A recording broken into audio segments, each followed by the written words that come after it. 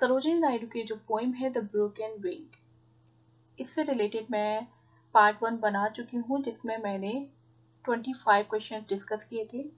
ये पार्ट 2 है, इसमें हम नेक्स्ट 25 क्वेश्चन डिस्कस करने वाले हैं। ठीक है, तो टोटल 50 क्वेश्चन होते हैं हमारे यहाँ पे। तो चलिए शुरू करते हैं हमारा ये वीडियो और देखते हैं question number 26। The poem the temple the pilgrimage of love was published in which poetic collection of Sarojini Naidu. ये जो दोनों पोइम है इनकी, the temple and the pilgrimage of love, ये दोनों किस पोएटिक कलेक्शन में पब्लिश हुई थी? इन विच poetic collection they were published. तो ये दोनों पोइम पब्लिश हुई थी द ब्रोकन विंग में। ये दोनों पोइम्स किस में पब्लिश हुई थी? ब्रोकन विंग में। अब आपको मुझे ये बताना है कि ये जो पोएटिक कलेक्शन है सरोजिनी नायडू का, ये कब पब्लिश हुआ था, क्योंकि पार्ट 1 में मैं ये आपको बता चुकी हूँ। अगर आपने पार्ट 1 नहीं देखा है तो डिस्क्रिप्शन में आपको उसका लिंक मिल जाएगा, जाके देख लीजिए। नेक्स्ट क्वेश्चन है हमारा, why should a song bird like you have a broken wing, who said this to Sarojini Naidu. Sarojini Naidu से ये क्वेश्चन किसने किया था? ये क्वेश्चन किया था गोपाल कृष्ण गोखले ने, और उनके इस क्वेश्चन का जवाब पोइटस ने ये जो पोएम है द ब्रोकन विंग, इसके थ्रू दिया है। नेक्स्ट है, what is the meaning of wind of hope in the poem the broken wing.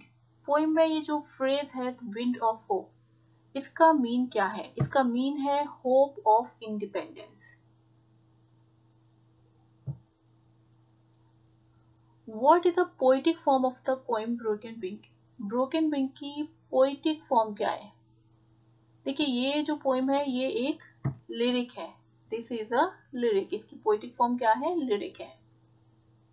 Birds of gladness in example of, this is an example of visual imagery। देखिए, जब भी poet या writer अपने words के through एक picture create कर देते हैं तो वहां पे विजुअल इमेजरी होती है।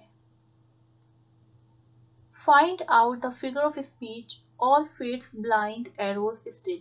इस लाइन में आपको बताना है कि क्या फिगर ऑफ स्पीच है। ये लाइन आपकी थी पोएम द ब्रोकन विंग से ली गई है। यहाँ पे पोइट्रेस क्या कह रही है कि भाग्य के जो अचूक निशाने हैं, ब्लाइंड एरोज मीन्स अचूक निशाने हैं, वो अब तक उनकी आवाज को दबा नहीं पाए हैं। तो यहाँ पे भाग्य कभी तीर चला सकता है क्या? नहीं चला सकता, क्योंकि जो तीर चलाने का काम है वो तो कोई ह्यूमन ही कर सकता है, कोई एक पर्सन ही कर सकता है। तो यहाँ पे फेट को पर्सनिफाइड कर दिया गया है।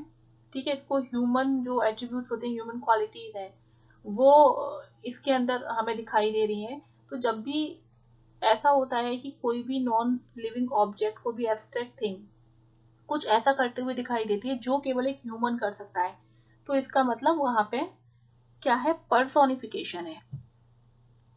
नेक्स्ट है, what is the tone of the poem. देखिए, टोन की अगर बात करें तो ये जो पोएम है ये वेरी हैप्पी एंड होपफुल है, क्योंकि ये जो पोएम है इसमें जो पोइटेस हैं वो ऑप्टिमिस्टिक है और वो कह रही हैं कि उनके देश को स्वतंत्रता मिलके रहेगी, ऐसा उनका विश्वास है। जो समरी है उसकी, तो जब आप पढ़ेंगे तो आपको मिलेगा कि उनका जो मेन आइडिया है वो यही है।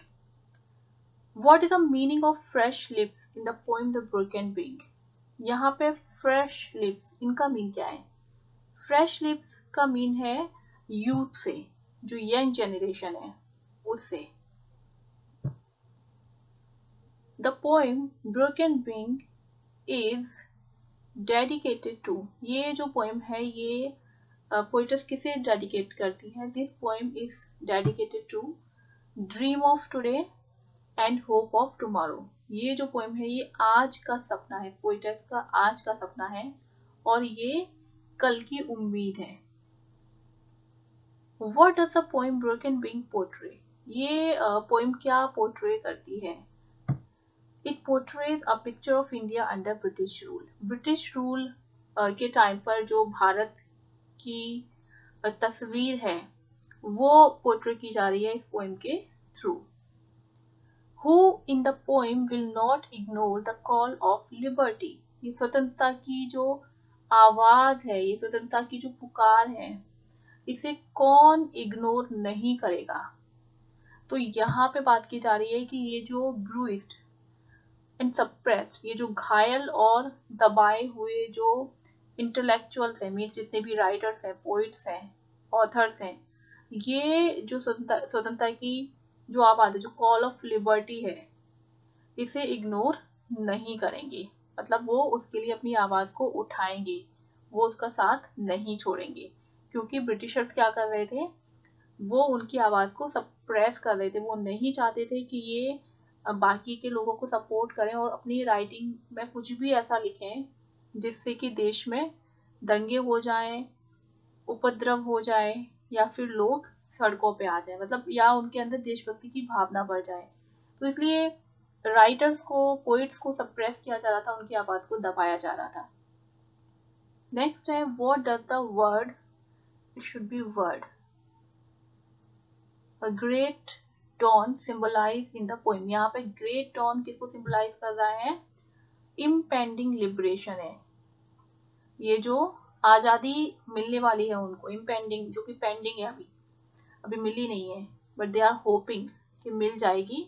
ये ग्रेट डॉन मतलब जो आने वाला सवेरा जो होगा, ये उसे सिंबलाइज कर रहा है, इम्पेंडिंग लिबरेशन को।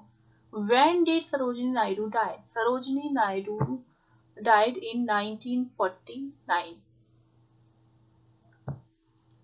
Where was Sarojini Naidu educated? She was educated in Chennai and Cambridge.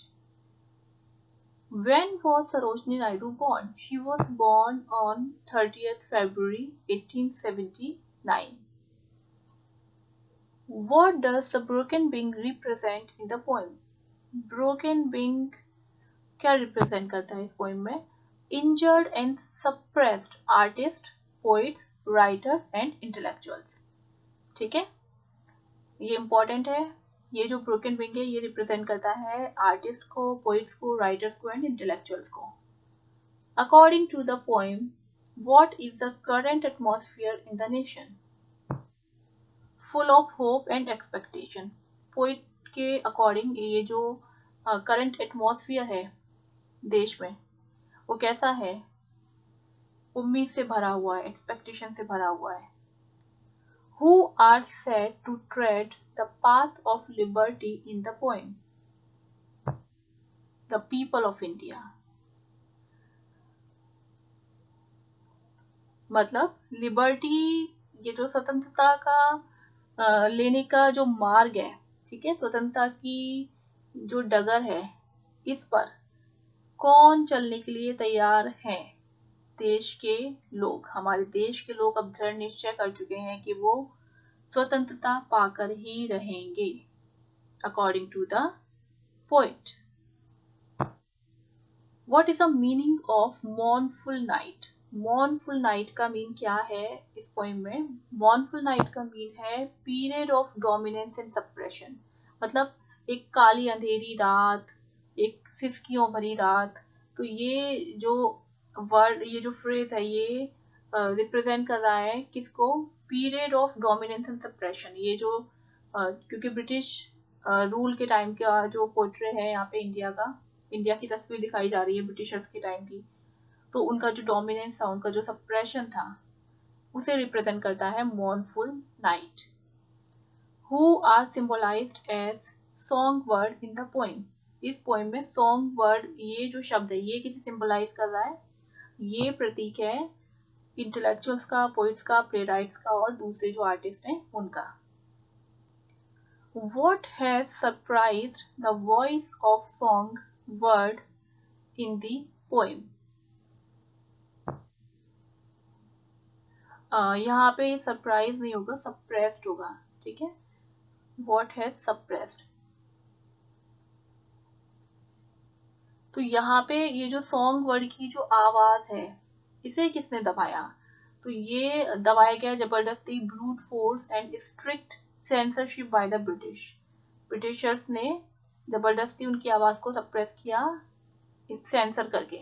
उनके काम जो वो लिखते थे, उन सबको उनके ऊपर स्ट्रिक्ट रूल्स एंड रेगुलेशन बना दिए कि आप ये नहीं लिख सकते, ये नहीं लिख सकते, ये नहीं लिख सकते। ठीक है, इन the poem the broken wing the poetess waits for, यहाँ पे पोएटेस किसका वेट कर रही है? इंडिपेंडेंस का। From her deep age long sleep she wakes at last here she stands for, यहाँ पे ये शी जो वर्ड है किसके लिए आया है? ये लाइन आपकी पोएम ब्रोकन विंग से ली गई है। From her deep age long sleep, अपनी गहरी नींद से, जो उसकी सालों की गहरी नींद थी, उससे शी वेक्स एट लास्ट, आखिरकार वो जाग गई है। कौन जाग गई है? मतलब हमारा देश जाग गया है। यहाँ पे है इंडिया, देश जाग गया है, इंडिया की बात हो रही है। तो यहाँ पे शी जो है वो, क्योंकि हम अपने देश को भारत माता कहते हैं, तो इसलिए यहाँ पे प्रोनाउन शी का यूज किया गया है। ठीक है, तो भारत माता जो है हमारी वो जाग चुकी है, मतलब भारत के लोग जाग चुके हैं। Who called Sarojini Naidu the most accomplished living poet in India? ये स्टेटमेंट किसका है? ये स्टेटमेंट है एडमंड गोज का। Next है the Indian woman of today at once more awake and profoundly alive to heart's splendid destiny. These lines are from. ये line कहाँ से ली गई है? ये लाइन ली गई है इनका जो थर्ड पोइटिक कलेक्शन है ब्रोकन विंग, उसके फोरवर्ड से।